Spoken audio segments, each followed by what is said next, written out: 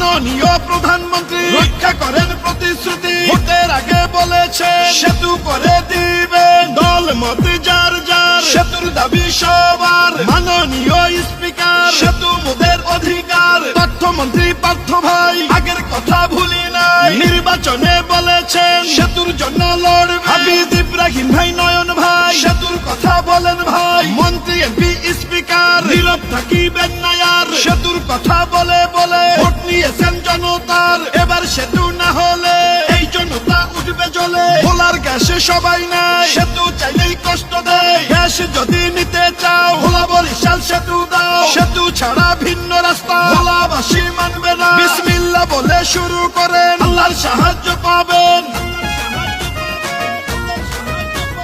প্রধানমন্ত্রী বরিশালে করছে অঙ্গীকার, সেতু করে দিবেন গঠন করিলে সরকার।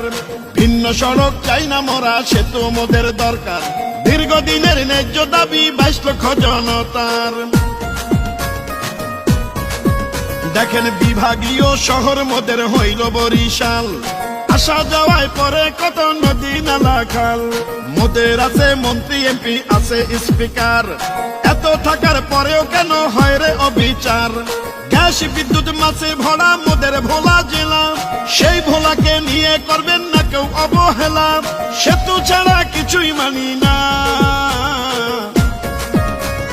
মাননীয় সরকার সেতু মোদের অধিকার, কষ্ট আর দিয়েন না স্যার, সব ক্ষমতা আল্লাহর। মন্ত্রী এমপি স্পিকার নীরব থাকিবেন না আর, সেতুর কথা বলে বলে ভোট নিয়েছেন জনতার। সেই জনতা সেতু চায়, না হইলে আপনাদের দায়। এবার সেতু না হলে ভোলাবাসী উঠবে জ্বলে। আমরা বড় অসহায়, সেতু ছাড়া বাঁচা যায়। বিরোধিতা দেখবো যার, সেই ভোলার গাদ্দার। গাদ্দারের ঠিকানা এই ভোলাতে হবে না।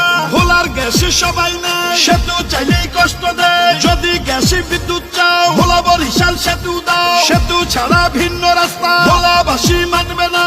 মাননীয় প্রধানমন্ত্রী রক্ষা করেন প্রতিশ্রুতি। নির্বাচনে বলেছেন সেতু মেডিকেল দিবে। বিসমিল্লাহ বলে শুরু করেন, আল্লাহর সাহায্য পাবেন, জনগণ পাশে পাবে।